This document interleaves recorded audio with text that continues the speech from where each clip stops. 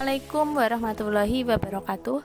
Perkenalkan, kami dari kelompok 6 mata kuliah strategi pembelajaran akan mempresentasikan materi kami kali ini yang berjudul strategi pembelajaran kooperatif. Kelompok kami beranggotakan yang pertama Saiklur Rodina dengan NIM 050, ada Ana Ayu Sulastri dengan NIM 060, dan Siti Juliana Nurul dengan NIM 289. Di sini saya akan menjelaskan tentang pengertian pembelajaran kooperatif. Pembelajaran kooperatif merupakan salah satu pembelajaran efektif dengan cara membentuk kelompok-kelompok kecil untuk saling bekerja sama, berinteraksi, dan bertukar pikiran dalam proses belajar. Dalam pembelajaran kooperatif, belajar dikatakan belum selesai jika salah satu teman dalam kelompok belum menguasai bahan pelajaran. Adapun ciri-ciri pembelajaran kooperatif yaitu menurut Ibrahim tahun 2000, yang pertama, murid bekerja pada kelompok untuk menuntaskan materi belajar. Yang kedua, kelompok dibentuk dari murid yang memiliki keterampilan tinggi, setara, serta rendah. Yang ketiga, bila mana mungkin anggota kelompok berasal dari ras, budaya, suku, serta jenis kelamin yang berbeda. Dan yang terakhir, penghargaan lebih berorientasi kelompok ketimbang individu. Sedangkan menurut Isjoni pada tahun 2009 di halaman 27, yang pertama yaitu setiap anggota memiliki peran. Yang kedua yaitu terjadi hubungan interaksi langsung di antara murid. Yang ketiga, setiap anggota kelompok bertanggung jawab atas belajarnya serta juga teman-teman sekelompoknya. Yang keempat, guru membantu mengembangkan keterampilan-keterampilan interpersonal kelompok. Dan yang terakhir yaitu guru hanya berinteraksi dengan kelompok saat diperlukan.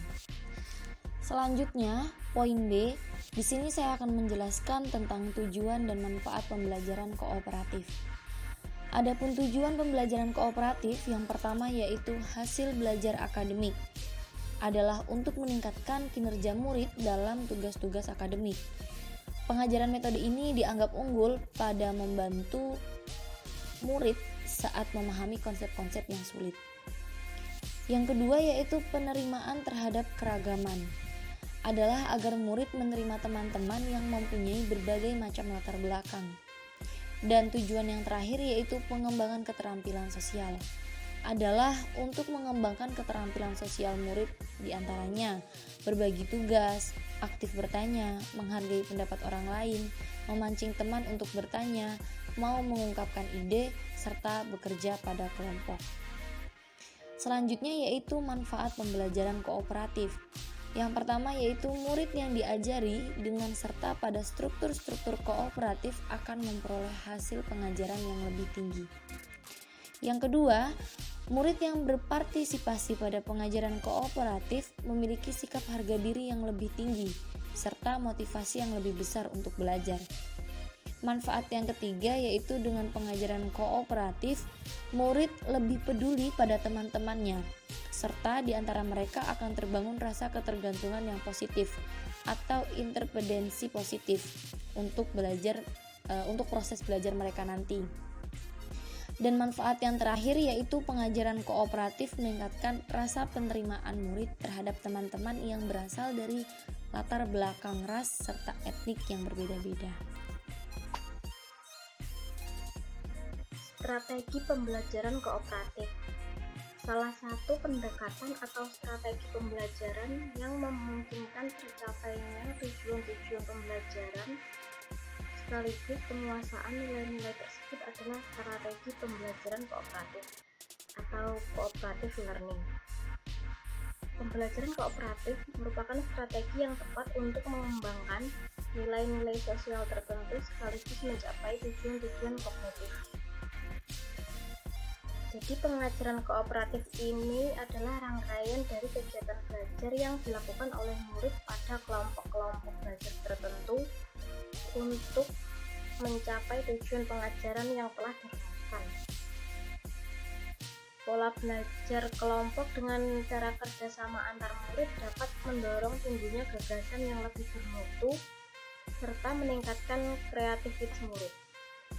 Pengajaran juga dapat mempertahankan nilai-nilai sosial bangsa Indonesia yang perlu dipertahankan.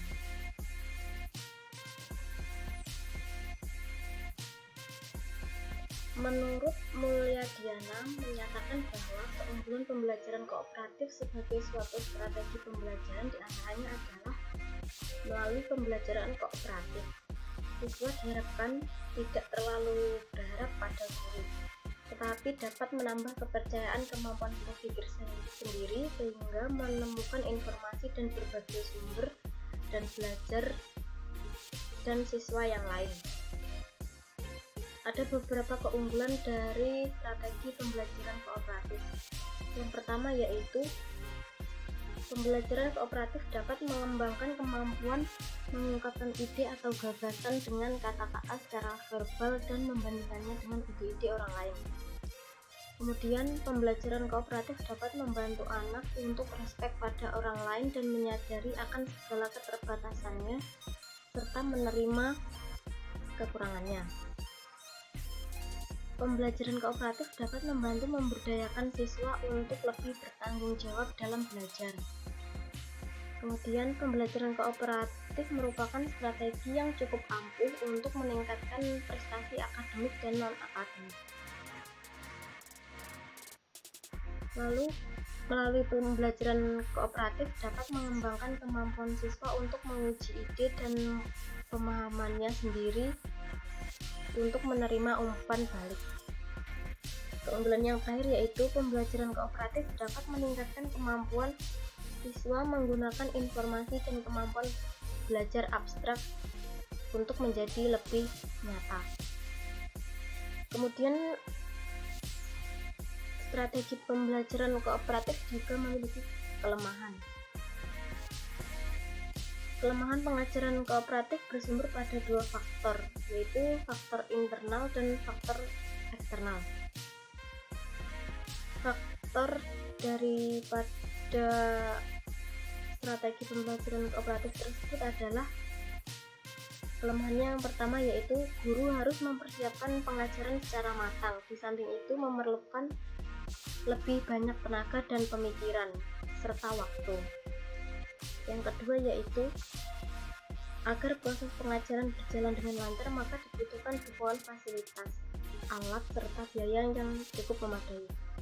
Selama kegiatan diskusi kelompok berlangsung, ada dengan topik permasalahan yang serta dibahas meluas sehingga banyak yang tidak sesuai dengan waktu yang telah ditentukan. Kemudian kelemahan yang terakhir yaitu saat diskusi kelas, peserta didominasi oleh seseorang. Dalam hal ini mengakibatkan murid yang menjadi lebih pasif. Adapun langkah-langkah yang dilakukan dalam strategi pembelajaran kooperatif. Yang pertama yaitu menyampaikan tujuan serta mempersiapkan murid. Guru dapat mengklasifikasi maksud pembelajaran kooperatif. Dalam hal ini penting untuk dilakukan karena murid harus memahami dengan jelas prosedur serta aturan pada pengajaran. Fase yang kedua yaitu guru menyampaikan informasi, sebab informasi ini merupakan isi dari akademis. Fase yang ketiga yaitu guru perlu menjelaskan bahwa murid harus saling bekerja sama pada kelompok. Penyelesaian tugas kelompok harus merupakan tujuan kelompok. Setiap anggota kelompok memiliki akuntabilitas individual untuk mendukung tercapainya tujuan kelompok.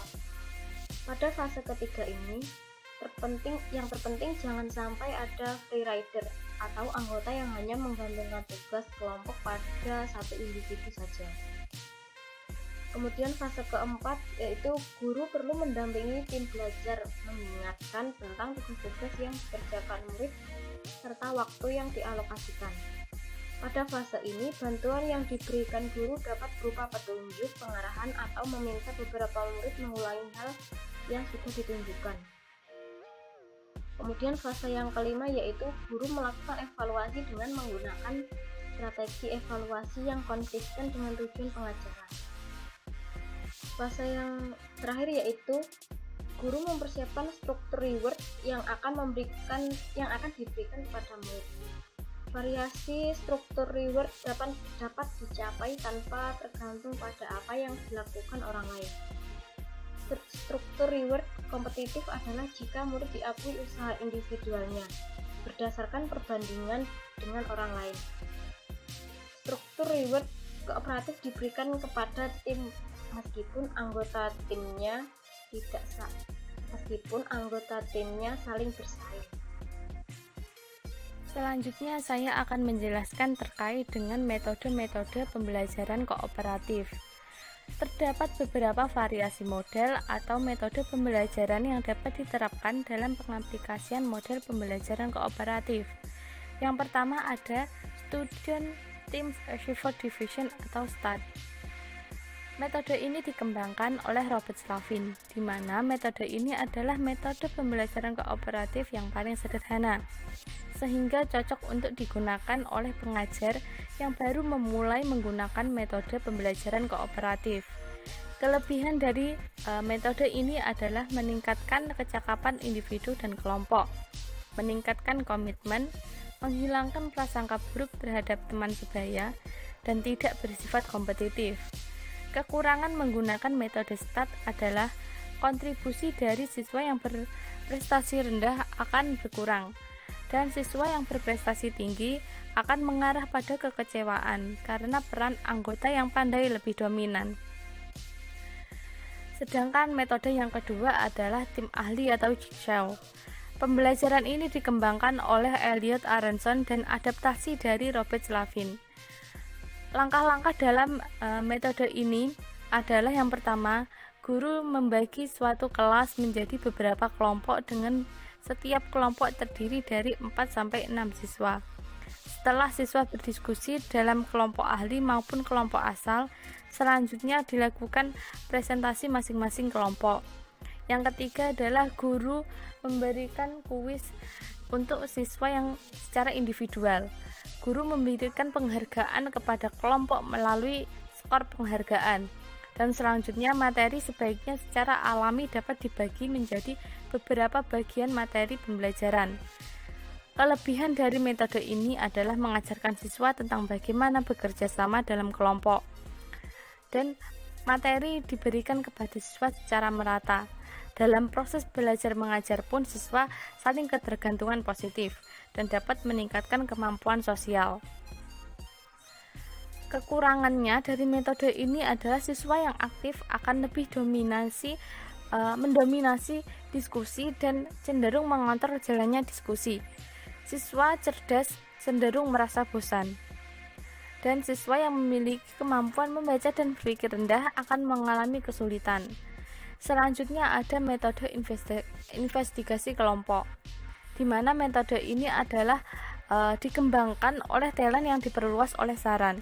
Langkah-langkah dalam penerapan metode ini adalah yang pertama, pembelajar memilih subtopik khusus dalam suatu masalah umum yang biasanya ditetapkan pendidik.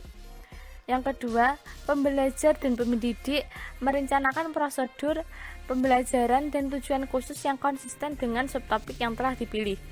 Yang ketiga, pembelajar melaksanakan rencana yang telah mereka tetapkan pada tahap kedua. Selanjutnya, pembelajar akan menganalisa dan mengevaluasi informasi yang diperoleh pada tahap ketiga dan merencanakan bagaimana informasi tersebut diringkas dan dipresentasikan di kelas. Selanjutnya, dari beberapa atau semua kelompok yang menyajikan hasil penyelidikannya dengan tujuan agar semua pembelajar mengetahui topik. Yang terakhir adalah mengevaluasi jalannya presentasi dengan evaluasi individu ataupun kelompok. Yang keempat adalah pendekatan struktural. Pendekatan ini dikembangkan oleh Spencer Kagan dan kawan-kawan, yang mana terdapat dua macam strategi pendekatan struktural. Yang pertama adalah think pair share atau TPS. Langkah dalam pendekatan ini yang pertama adalah pendidik memberikan pertanyaan atau isu yang berkaitan dengan materi yang akan dipelajari dan meminta pembelajar untuk memikirkan pertanyaan atau isu tersebut secara mandiri untuk beberapa saat. Yang kedua, pendidik meminta pembelajar untuk berpasangan dengan pembelajar lain untuk mendiskusikan apa yang telah dipikirkan pada tahap berpikir. Yang ketiga adalah pendidik meminta kepada pasangan untuk berbagi secara klasial tentang apa yang telah mereka diskusikan. Manfaat dalam metode ini adalah siswa dapat menggunakan waktu yang lebih banyak untuk mengerjakan tugasnya dan untuk saling mendengarkan satu sama lainnya. Guru juga mempunyai waktu yang lebih banyak untuk berkonsentrasi mendengarkan jawaban dari peserta didik. Yang kedua adalah pendekatan Numbered Head Together atau NHT. Struktur ini dikembangkan oleh Spencer Kagan dan biasa disebut dengan berpikir secara berkelompok. Langkah-langkah dalam pendekatan ini adalah yang pertama, pendidik membagi pembelajar ke dalam beberapa kelompok yang beranggotakan 3-5 orang. Yang kedua, pendidik mengajukan pertanyaan kepada pembelajar. Selanjutnya, pembelajar akan menyatukan pendapat masing-masing anggota dan mengambil kesimpulan atas jawaban tersebut. Selanjutnya, pendidik akan memanggil pembelajar dengan nomor tertentu dan peserta didik menjawab di depan kelas.